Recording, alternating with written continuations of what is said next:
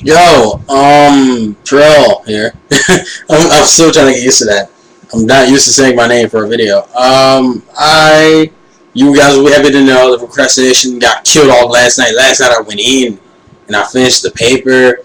I took a psychology online test today.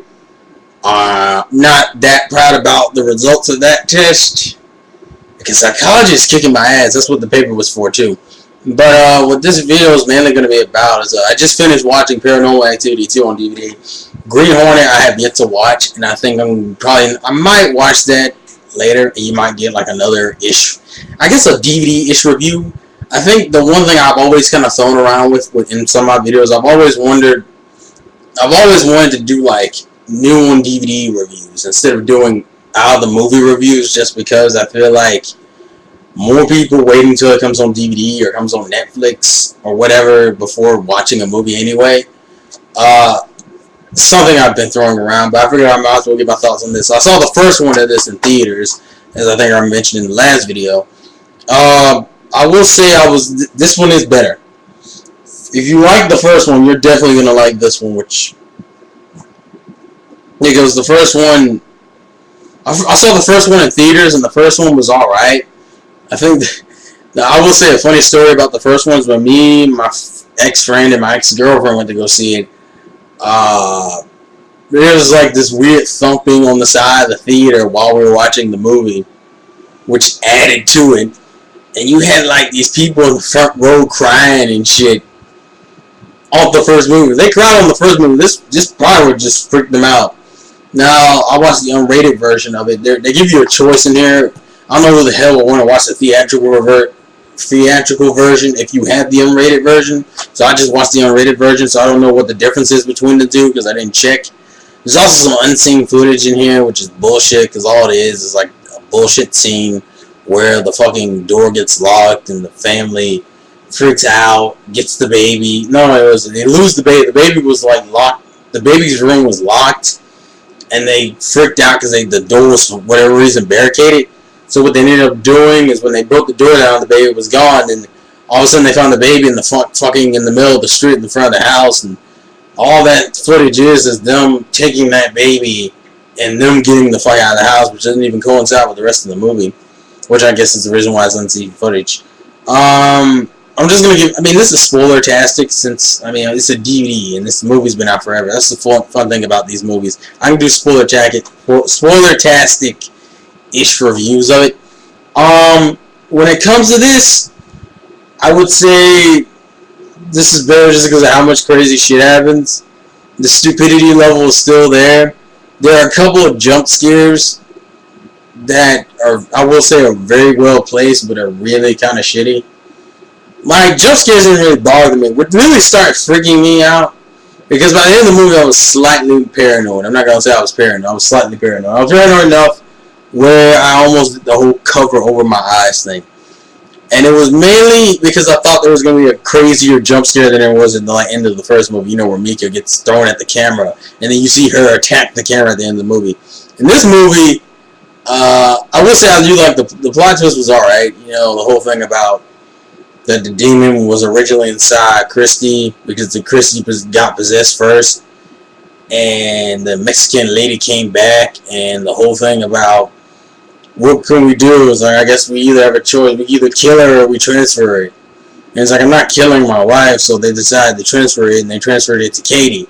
Because this movie is technically a prequel because it takes place before the shit with Mika and Katie.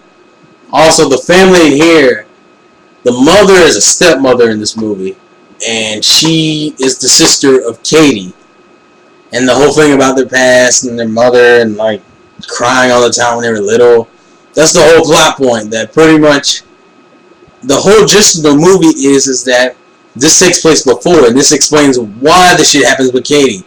Pretty much she got possessed first because someone in her family made a deal with the devil, which I'm assuming was probably her mom. Her mom probably made a deal with the devil.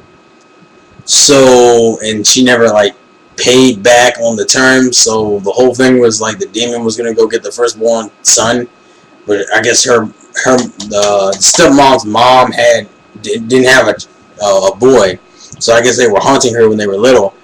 And her first son is the baby in this movie, Hunter. I mean, and pretty much the whole synopsis is that the demon wants the baby, and the demon gets the baby. It takes him about, I believe, a few months. It takes him a while, actually. Which is retarded because he grabs the baby at certain points. There are certain points in the movie he could have literally have taken that baby. Like, I feel like the demon was dicking around, which would make a lot of sense. He's been dicking around a lot, apparently.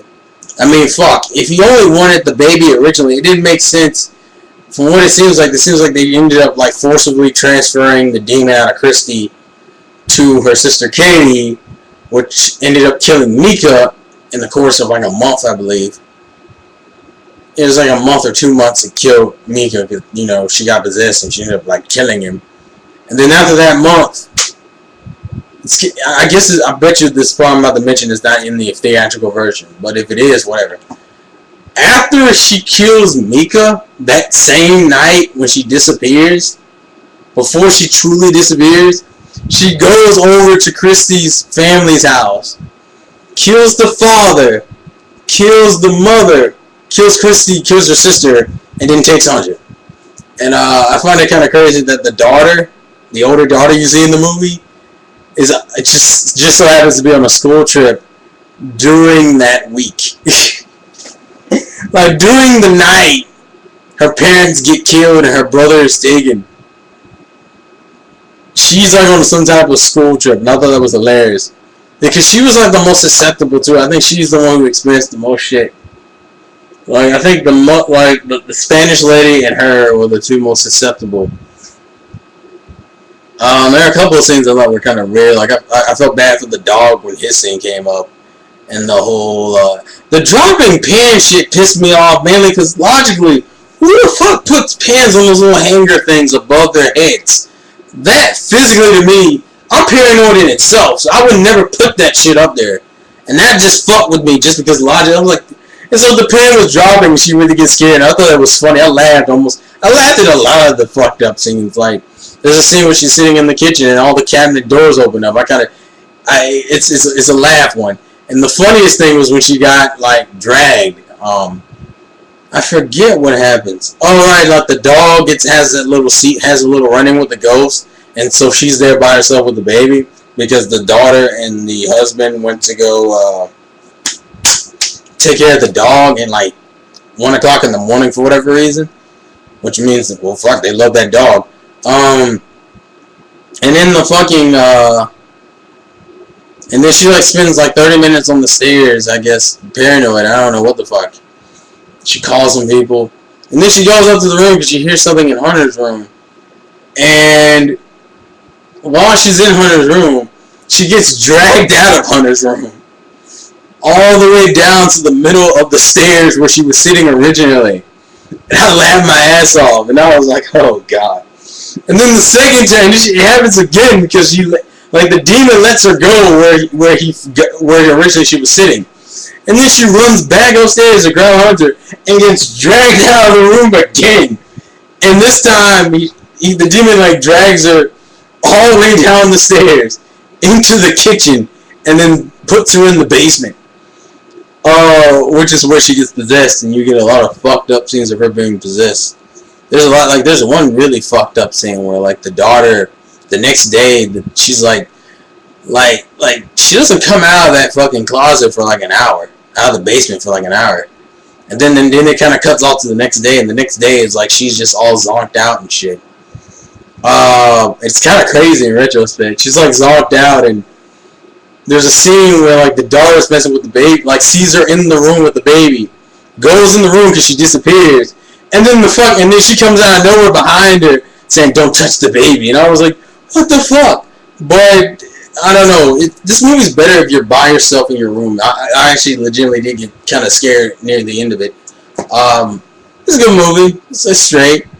I wouldn't have paid $10 like I did for the first one. I think I should have paid it for the first one in retrospect, but I don't know how this uploader thing is going to cut me off, so they may cut me off in 10 minutes. So, life's a game. Play to win.